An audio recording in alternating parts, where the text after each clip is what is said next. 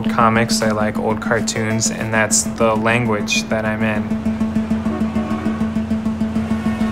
My name is Dash Shaw, and I'm a graphic novelist, comic book artist, animator. We're in Bed-Stuy, Brooklyn, New York, and this is my little studio spot.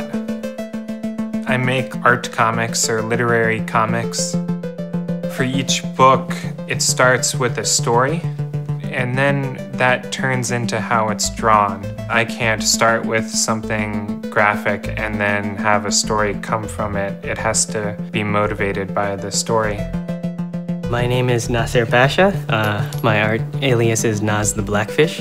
I'm a 2D artist from Toronto. I do storyboards, comics, and traditional animation. I entered a contest on DeviantART and I won, and I get to spend a weekend in New York and just draw. I was so strapped for time. I found out about this contest 2 days before the deadline. I had drawn it on the subway ride to work.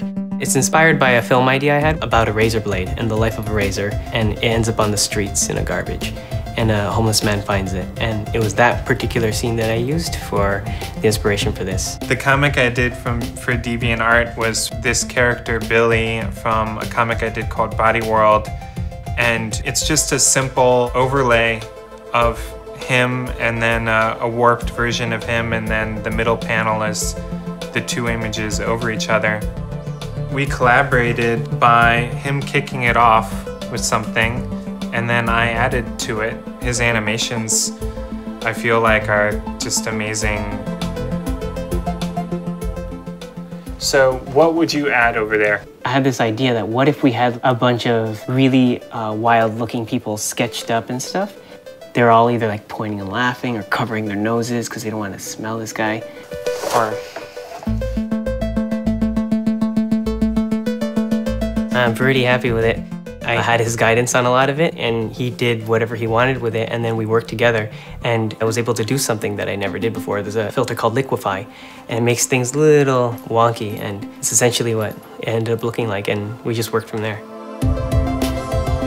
When Microsoft sent me over the Surface Pro 3, it was a really easy setup. It enables me to kind of expand what I do digitally. Like I said, I like to animate, and I even animate on paper on trains, so if I could animate digitally, why not? Technology has made me be able to do things I wouldn't have been able to do, but they're things that I always wanted to do.